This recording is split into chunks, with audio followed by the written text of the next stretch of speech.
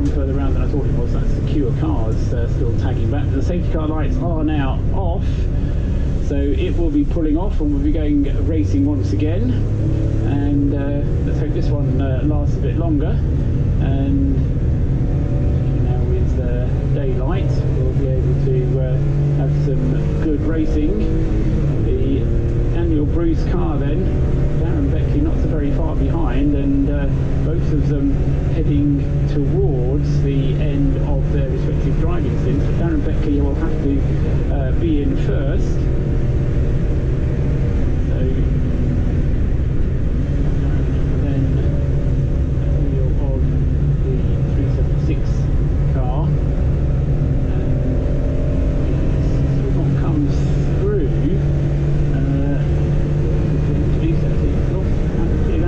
He is in the pit lane, so Darren Beckley then, he was slow in the pit lane, but he isn't as quick getting to the point where you have to slow down. Obviously he doesn't want to get pinged for pit lane speeding, but you only need to slow down to the required pit lane speed limit, which I've just seen, having managed to work out where the speed limit actually starts, rather than doing the 60 kilometres per hour that I had suggested. It was actually only 40 kilometres an hour is the speed limit in the pit lane for the Citroens. And anyway, Darren makes his way in, but it was quite slow in lap for him, and so he won't have gained any time with that. 4 minutes 46, and that should be anyway for Darren to be able to hand the car over to Chris Nyland's time, won't it, turn behind the wheel, because Chris's that team is only a team of 3 drivers, so it's a bit more easy to predict. And if you've got 3 drivers, then giving a good rotation is the best way to give each driver maximum benefit of rest, whilst also giving them turns behind the wheel. Lance Patrick Watts has appeared on the screen. Don't know about that, because it was what I thought, so I'm glad we got that one right, because it would have been far too long for Tim to still be driving that car. So that's the 3rd place car now in the hands of Patrick Watts then. That has been in the hands of Patrick Watts for 10 laps or so, but now recognising that that is the case, he is on the lead lap, but is quite a long way back on the lead lap, about 3/4 of a lap down on the lead lap, and with Darren Beckley now in the pits, having a driver change, then that's going to play into the hands a little bit of Daniel Bruce, but Dan himself is going to, well, no, maybe he's got half an hour, so Daniel Bruce has got a little bit longer to drive if he wants, and so an opportunity, if we can get some green flag running again, for the opportunity for Dan Bruce and the MSAR Old Hat team just to put a few cars between themselves and the rest of the opposition.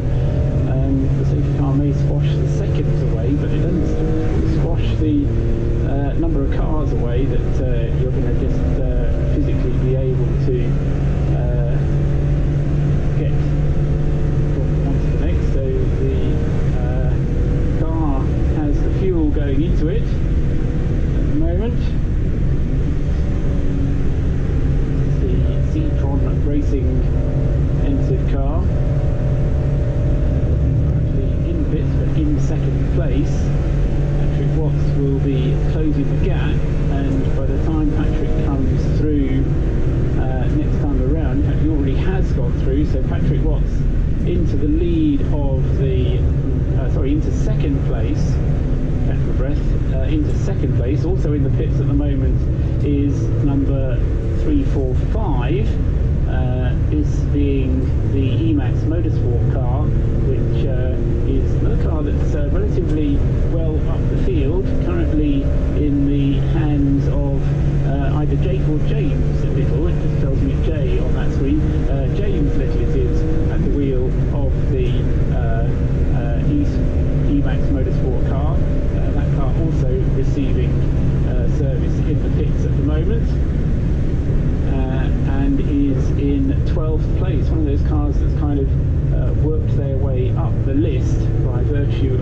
staying out of trouble. And well, no, there is quite a lot of damage around the rear of that car when you look a little bit more closely. But it's certainly still going, and any car that features on the first screen of 30 at this stage in the race is doing a pretty good job, even if it means that you're up to 10 laps behind the race leaders. The 30th place car, the 30th place car is 8 laps behind the race leader. So we'll just have a short break because I just want to have a quick word with somebody who just popped into the box.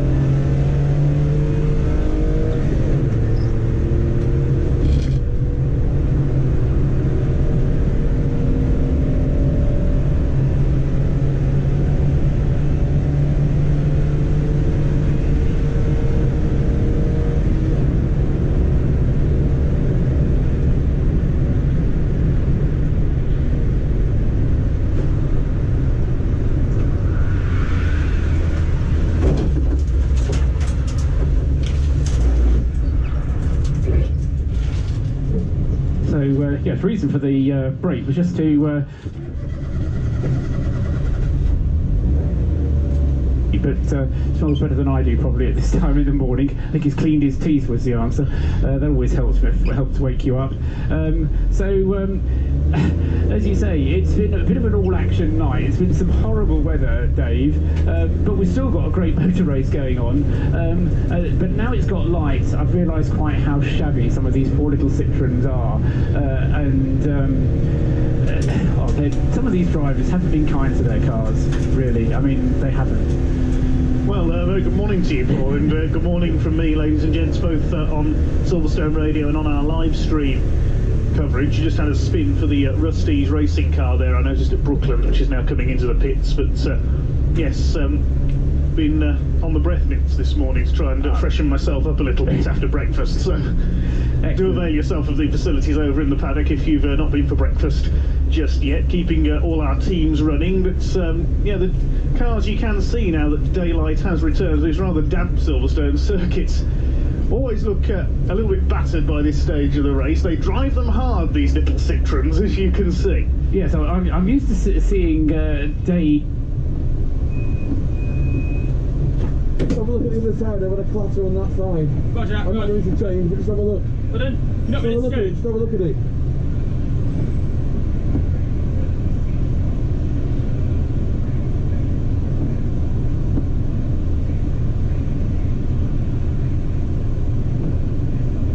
Everything looks okay.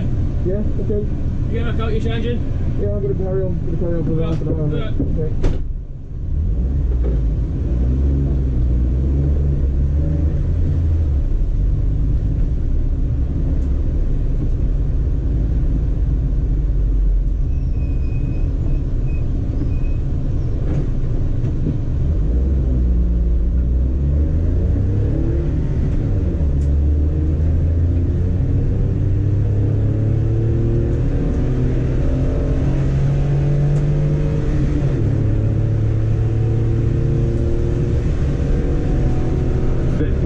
Just over halfway through the race.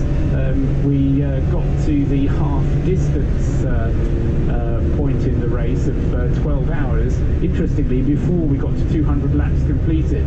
So I think we're going to be struggling to reach 400 overall, although the forecast is good for better weather, or at least drier weather for the rest of today.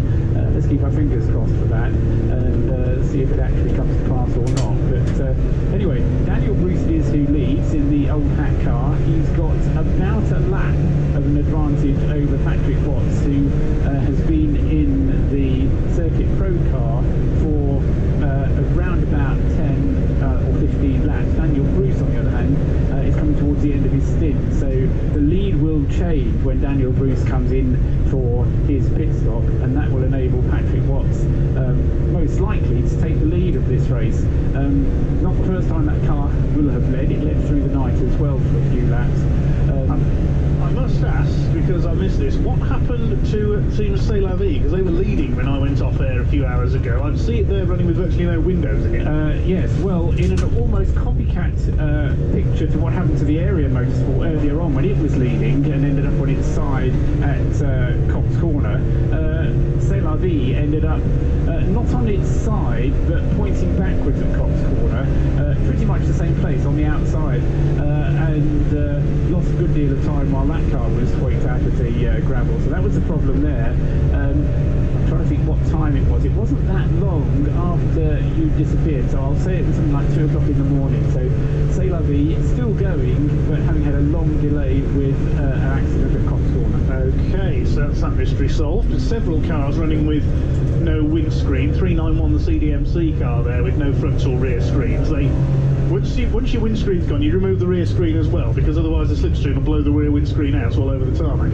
Yes, whichever you want. And obviously the windscreen coming under probably most pressure if the car is going to go up on its roof. And as I say, there was this bizarre situation where just as it got light enough to see, two different cars, one was at Abbey and the other was at Cox, both just spun, and kind of as the gravel bed did its job, and then momentum took over, the high centre of gravity just tipped the car over, and very, very gently. I mean, it wasn't by any means a violent roll, but just very, very gentle, going up onto the in one case the side, and another case going right over onto the roof. A Clapham North car doing a bit of manoeuvring there. A couple of cars over the curbs at Maggots and Beckett's. String of cars you can see on the live stream, pictures from Alpha Live coming down towards Abbey. 10.5 hours of the race still to go.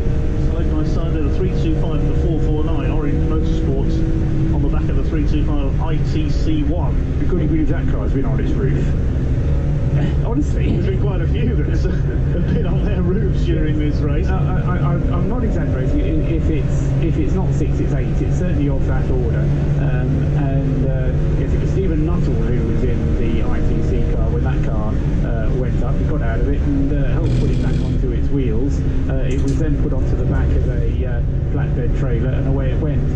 Just going through there is another car that we've been keeping our eye on, the Seacross racing car 376. That's been there or thereabouts, leading for various portions of the race, and for their drivers, of course, it is a proper endurance race because they're doing it with just the 3 of them, which makes picking out the driving sequence a little bit easier, because you cycle through a 3-driver team much more straightforward fashion than you do with 4, 5 or even 6 drivers. But that car, I won't say run like clockwork because I don't think anybody has, but it certainly had a relatively trouble-free run. Darren Beckley, the most recent driver to have been in it, and he's passed it over to Chris Nyland. Chris Nyland hasn't been in it for that long. How long has Chris been at the wheel of the 376? Just a couple of laps in fact. This is his 3rd flying lap. So he'll be in for a good long stint now. And as I say, with the driver rotation, that car should now start popping back up towards the sharp end of the grid when Daniel Bruce makes his scheduled pit stop, probably in a couple of laps. I caught a glimpse of a car off there, but didn't see who it was on the live stream pictures. Yeah, there it is. It's a club. It's car number 464. Comes to grief, and the 417 car running very slowly, I notice as well. So car 464 is on the outside of Club Corner by the look of it. That is, we've got a wheel of 464. It's a very scary looking livery on that car. 464 Racing is the name. Oh yes, yes. Liveried almost like, what is that supposed to be, dinosaur or something? Yeah, I think it's one of those green slimy things that probably has a name that we should know about, but actually Ben Amos is the driver. Yeah. That car's stuck at Club Corner, the Land Rover recovery vehicle coming in to tow it away. I'm quite sure it's got all its wheels on it. The front right looks a bit blacker than it would have had its wheel on it, but it might just be that the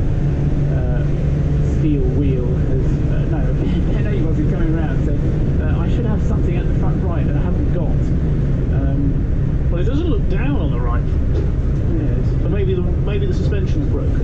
Yes.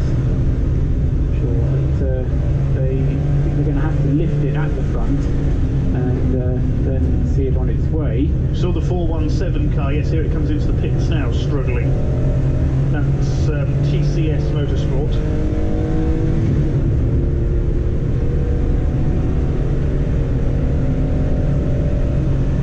Who's at the wheel of that one at the moment on our happy guide on the laptop? That's Adrian Hamilton. That car currently running in 60th place. Morning from the pits. Ah, good morning, Duncan. I've made it back. I feel rested. I'll have a working breakfast. Right, well, I will hang around in the background whilst you two discuss your... I've just spotted the problem. Sorry to interrupt with 417. It's got a wheel coming loose. Yes, quite. And what I'll do is, as I say, I'll sit quietly in the background and munch on some breakfast which I've got in my little pool box. And then, as you ask various questions, what happened to, I'll see if I can shed any light, shall I? No, we've got a safety car out for the recovery of the 464 car at the moment. So the safety car has come out. And that is for the 15th time now. We've been counting the safety cars through the night. As you said, it's been fairly horrible in terms of weather. It'd been more like being kept awake by the rain pounding on the roof of the car. Yes, because I was trying to sleep in my car inside the commentary box overnight, and I wasn't kept awake by the C1s. Nor were you kept awake by me shouting and squalling up here. No, because I didn't have my car radio. Nor were you kept awake by the sound of the squealing tyres. But yeah, such was the weather during the night. It certainly was fairly severe at times, but at other times it kind of never really dried out. But it certainly, there were times when it stopped raining for periods of about half an hour. But that was really just a prelude to the next rainstorm. So anyway, yes, safety cars have been a regular feature of the night, and that's what's helped in some ways, in a lot of ways, keep the battle so close that we still have so many cars close together for the leading positions. In come exit 13. That's John Winter's team, named after his sign and graphics company. And they're called Exit 13 because they're based just next to Exit 13 of the M1. No, you see, I thought it was because I have to get off at junction 13 of the M40 when they come to Silverstone, and that was the only way they could remember which junction it was. No, it's based in Milton Keynes, next to junction 13 of the M1. Oh, okay. Hence the team name there. John Winter, who's raced a variety of machinery, including remote control cars over the years, now runs the Hyundai Coupe Cup. He's got some Coupe Cup drivers in his car for this race. They've just come in. Alistair Dendy is currently at the wheel of the number 395. They're running in 52nd place when they came in. Blue and white flame design. We expect being run by a graphics company. They'll have a quite extravagant livery.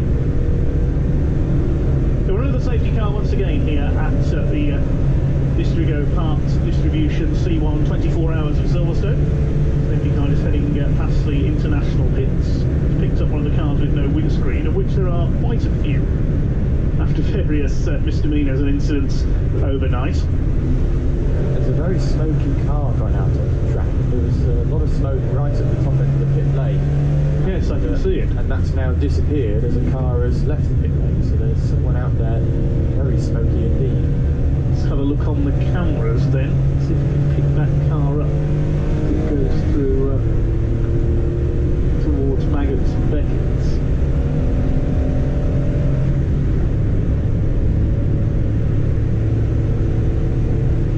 Can't see any clouds of smoke heading onto the Hanger Straight. It should be up there if it makes it that far fairly shortly. We've got car 467 coming back into the pit lane under its own steam from the marshalling area. So that car's obviously been off around the circuit somewhere. 467, that is the Cats driver training car. Colin Hode, Nick's Evo magazine writer in among their squad. Have a look who's in that car at the moment, car 467. It is Colin Hode driving at the moment. They're currently running in 81st place. Can't see any clouds of smoke out on circuit at the moment.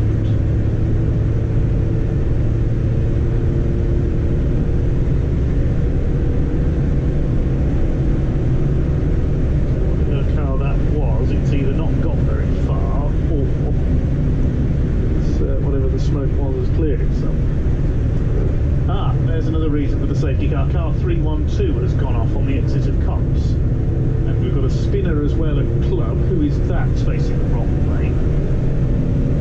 One of the Emax Motorsport cars, number 355, I think. 312, the 50 Shades of Yellow car, has had an off at Cops on the pit lane exit. That looks like that might be the car that went up in smoke. Whether that's mechanical or whether some damage has caused up some collapsed suspension or something. But wait and see. A couple of cars coming to grief around the circuit shortly after 7 AM mark. There's C'est La Vie, we've seen most of its complement of windows.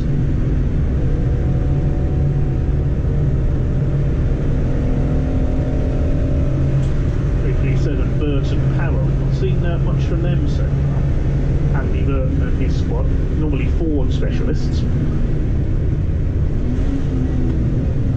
In comes the not trade price cars, Clapham North MOT car. The police car, livery car almost, number 474 into the pits.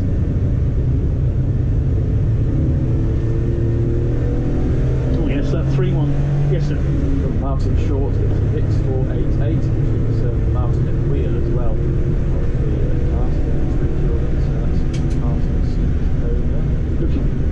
Looking at the front of the 312 car which is being loaded onto the flatbed, that I don't think was leaving the pits in the condition it's in. That's hit something pretty hard.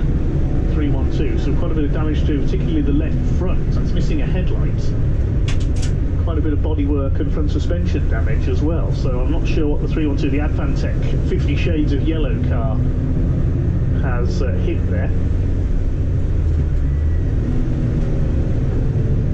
We had one car during the night that had a similar incident, and I just wonder if that's a copycat one of that, which is you lose it as you go through Cops Corner, get it a little bit wide on the curb, and then suddenly the car grips as it turns right. You're trying to correct it, but it ends up going straight on into the barrier on the right-hand side, just as the pit exits onto the circuit. You end up crossing the pit exit road, and I just wonder whether that's what's happened to that car, and the cloud of smoke was actually the car hitting the barrier that is what Duncan saw.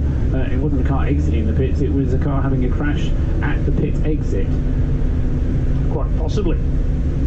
That's just putting two and two together, and when we had that incident before, as I say, we then had a slightly longer delay because there was a bit of Armco that needed replacing as well. So that's me speculating as to what might have happened, but it certainly explains the amount of damage on the front of that car, Dave, because you're absolutely right. There's more damage than can be done just by blowing your engine up. That's a proper impact damage car. Yes, that's going to take quite a lot of repair work there on the 312, unfortunately. We have 3 cars that are currently off and not running, according to, no, 4 cars not running according to the timing screen. Unfortunately, both of the Atomic Racing cars are stranded during the night. One of the Amigo Motorsport cars, number 380, and 399, which is the Cockhill family, the HE Racing car that was looking very bashed about from the early stages of this race. That's off track at the moment as well. Amigo Motorsport's other car is many laps behind, as is Midway Motorsport and Manpower Motorsport, so they've had delays early on. The Stand Up to Cancer car is in the pit lane. We can just see the QR code on that car, which you can scan with your phone in order to make a donation to the Stand Up to Cancer campaign. So while this safety car's out, let's take a rundown of the top 10 in this race. First place is MSAR Old Hat Motorsports, number 321, with Tony Hutchings currently at the wheel. Second place, number 385 Circuit Pro, driven by Patrick Watts. Third is Tolbar Racing, number 003, with Paul Phipps at the wheel. Fourth place, Citron Racing, 376. They've looked potent throughout this race. Chris Nyland doing the driving at the moment. Fifth place is shown as number 449. That's just come into the pits though. Graham Davidson driving for the Orange Motorsport team. In fact, that car just going back out, so we'll wait and see where that slots back in. 6th is Eastgate Automotive, David Drinkwater again behind the wheel for them. 7th, we've got the 480 car, Team Merlin International with Alex Hughes on board. It's Nick Halstead who's taken over incidentally in the Orange Motorsport car. 8th is number 398, which is one of the Prebbles, Gary Preble in the Redneck Racing car. Well, it's either Gary or Adam Preble. There's 2 Prebbles in that team. It's not showing which one at the moment. 9th place, number 374, Mac Attack Racing. Simon Walker Hansel driving for them. Remember all the problems they had at the start of the race. At Roll Centre in 10th, number 488 with Martin Short, their team boss on board. Lights are out to top the safety car, so we will be going back to green flag racing this time. One car going quite slowly at the back. That's the Emax car that spun a few moments ago.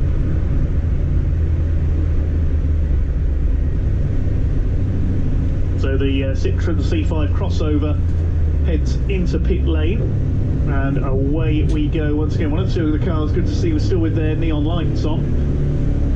It's the number 308 car that's first in the Crocodile this time, will lead the way. Another of the Max cars. As we get back to green flag racing here at Silverstone, 218 laps completed so far. The 312 car has only been given a 3-lap penalty for being assisted back to the pits. That's in addition to the many more laps they're going to lose while rebuilding that car, see if they can get it back out there. In comes the number 367, that's one of the Prep Tech cars coming in, number 367 there. They've got 3 entries in this race. Their leading car at the moment is in 21st place, driven by Ali Topley, the ex-Oval man. Number 469, he's done MR2s as well.